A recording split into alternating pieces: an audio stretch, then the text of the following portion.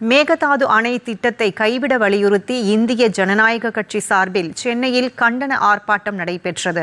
அக்கட்சியின் தலைவர் ரவி பச்சமுத்து தலைமையில் சென்னை எழும்பூரில் நடைபெற்ற இந்த கண்டன ஆர்ப்பாட்டத்தில் 300க்கும் மேற்பட்டோர் கலந்து கொண்டு காவிரி நடுவர் மன்றத்தின் இறுதி தீர்ப்பின்படி தமிழகத்திற்கு வழங்க வேண்டிய காவிரி நீரை உரிய முறையில் வழங்க வேண்டும் என வலியுறுத்தினர். பின்னர் செய்தியாளர்களிடம் பேசிய ரவி பச்சமுத்து, சாலைகளும் நதிநீரும் குறிப்பிட்ட மாநிலத்திற்கு சொந்தமானது அல்ல என்றும் அது அனைவருக்கும் பொதுவானது என்றும் தெரிவித்தார்.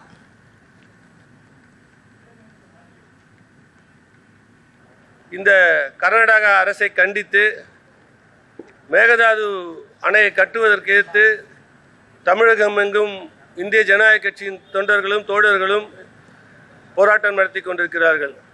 சாலைகள், நதிநீர் இதெல்லாம் ஒரு ஸ்டேட்டுக்கு சொந்தமானது அல்ல. இதெல்லாம் ஒரு இந்தியாங்கிறது ஒரு நாடு. அந்த நாட்டுக்குள்ளே எல்லாருக்கும் பகிர்ந்தளிக்கணும். அப்படி இருக்கும்போது பிஜேபியும் அதே கொள்கையோடு தான் வந்தாங்க. இப்போ அதை இம்ப்ளிமெண்ட் பண்ண சொல்லி ஐயா வலியுறுத்திட்டு இருக்கிறாரு.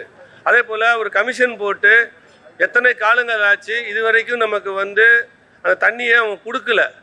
அதற்காக ஐயா கண்டிப்பாக இந்த போராட்டத்தை நடத்தி மக்களுக்கு ஆதரவான நன்மைகளை பெற்றுத்தர.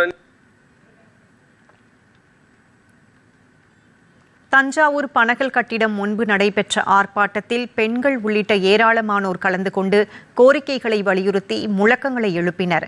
காவிரி நீர் விவகாரத்தில் தமிழ்நாட்டின் உரிமையை நிலைநாட்ட மத்திய அரசு நடவடிக்கை எடுக்க வேண்டும் என இந்த ஆர்ப்பாட்டத்தின் போது வலியுறுத்தப்பட்டது.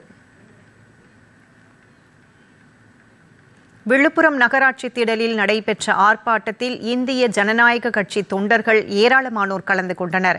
இதில் கர்நாடக அரசுக்கு எதிராகவும் மத்திய மாநில அரசை வலியுறுத்தியும் கோஷங்கள் எழுப்பப்பட்டன. இதேபோன்று மாநிலம் முழுவதும் ஆர்ப்பாட்டங்கள் நடத்தப்பட்டன.